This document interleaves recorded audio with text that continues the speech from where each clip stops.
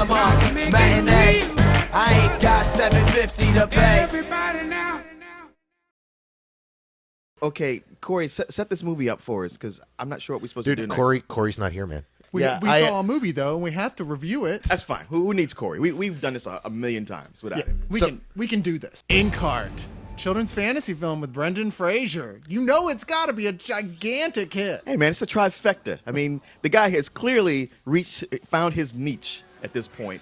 It's like, hey, I'm going to be an adventurer in a kids-related fantasy action movie. Brendan Fraser is a guy who discovers he is a silver tongue. Right. A long time ago, he discovered he had this ability to read fantasy characters into existence. The only problem is when he reads someone into an existence, someone in the real world, boop, pops into a book. So he lost his wife to the book, Inkheart, that he read, and he's since apparently lost the book since, and he's looked everywhere for the book. It's a rare book with a small print run. It's a rare book with a very small print run. He spent 9 years looking for it. Right. He finally finds it, and suddenly there's this big chase. But, this movie's got the shortest period of exposition ever. It's like, 20 seconds into the movie before it's bam, here's the story, here's what happens, okay, let's go. Right. So everybody wants the book. The big villain, played by Jamie Serkis, Andy Serkis, yep, who played Gollum, wants them to read the big villain out of the book. Paul Bettany's character, Dustfinger, wants to get read back into the book. Not sure how that happens. The idea is you could read any book and pull the characters out. So they read The Wizard of Oz. Right. And I guess the story of Perseus, because the Minotaur's there. Why the hell wasn't he walking around adult bookstores? That's what I want to know. Yeah. Come on. We read different literature. Mine involve babysitters and schoolgirl skirts. But that's just me.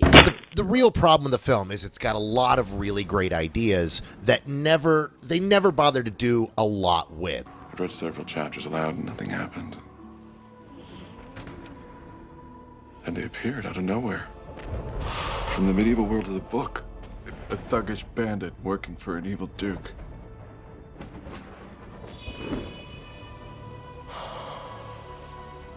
Dustfinger. My voice brought them out. Your voice brought them out of the book? And her mother went in. That's how it works. You're absolutely right, Carlisle. This is actually mediocre as hell execution of it, but the idea itself is sound and fun. And a good cast. I can't help but give this like a low matinee because, like I said, I really like the story. It made me want to go read the books. I think it's a rental. It's the only reason to ever see this in the theaters if you have kids. And you know what? I would ditto everything you say, except I would probably give it a low matinee. But for all the same reasons. Because I think if you don't have kids, there's no way you're going to see this anyway. I guess that's our review. I don't know how Corey usually wraps these things up. I mean, let's see. It's usually with one of us getting our heads cut off. You know what we could talk about is that one time that Corey told us never to talk about. You know what I'm talking about? Oh. You remember when...